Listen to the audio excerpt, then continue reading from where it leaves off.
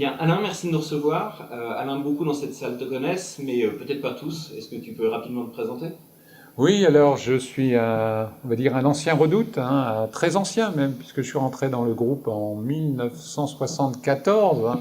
Il y a bien longtemps, j'ai travaillé 33 ans à la Redoute avec la chance d'avoir parcouru plusieurs directions, hein, de la Martinoire à l'informatique, marketing, DRH.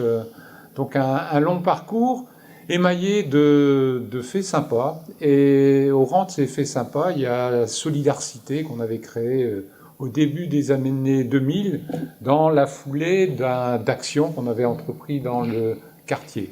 Et lorsque j'ai su, il y a peu de temps, qu'il y avait cette relance de Solidarité, j'étais aux anges. Vraiment, c'est un bonheur de voir continuer cette action qui est formidable, qui est unique, qui apporte autant d'ailleurs à ceux qui donnent qu'à ceux qui reçoivent.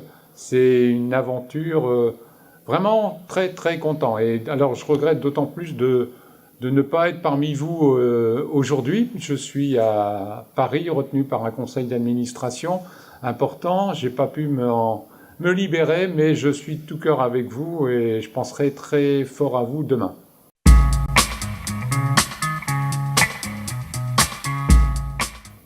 Alors, tu peux nous dire, tu es actuellement maire de Bouvines? Oui, alors j'ai pris ma retraite en 2007, ça a correspondu au décès du maire de Bouvines. J'étais adjoint au maire et je suis devenu maire en 2007. Et rapidement, conseiller communautaire et puis vice-président de la communauté urbaine à l'époque. J'ai été réélu maire en 2008, en 2014 et je suis actuellement premier vice-président de Lille Métropole en charge des finances, il en faut un, de la gouvernance, des ressources humaines, de la communication.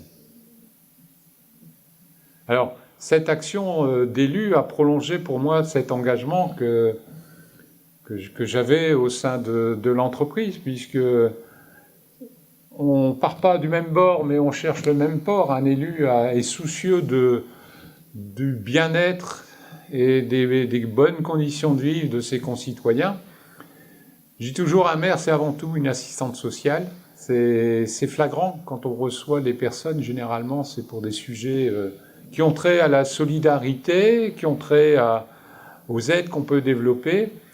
Et en prenant un peu de hauteur au niveau d'une métropole, comme la métropole européenne de Lille, on a en filigrane quand même la recherche d'un bien-être de nos concitoyens, notamment dans les quartiers en difficulté.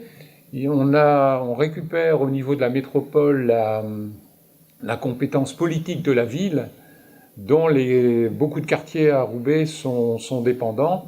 Et donc on travaillera, je pense, pour la même population.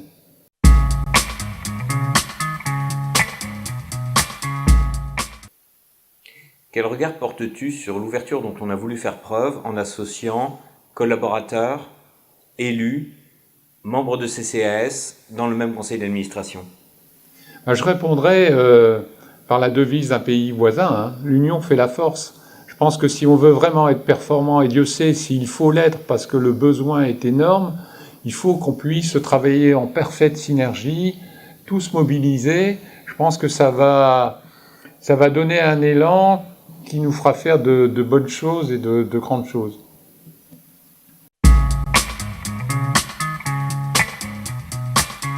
C'est évident et moi je suis ravi que les salariés de Movitex, de Verbaudet s'associent aux salariés de Redoute. Tout le monde agit sur le même bassin de vie. C'est un bassin de vie qui connaît des difficultés essentielles, évidentes. Et je pense que dépasser ce cadre purement entreprise, hein, pour avoir un cadre de salariés au sens large, c'est quelque chose de formidable. C'est pas dépendant d'une entreprise, c'est dépendant des salariés. Et c'est une des particularités du mouvement Solidarité. Ça repose sur un engagement individuel.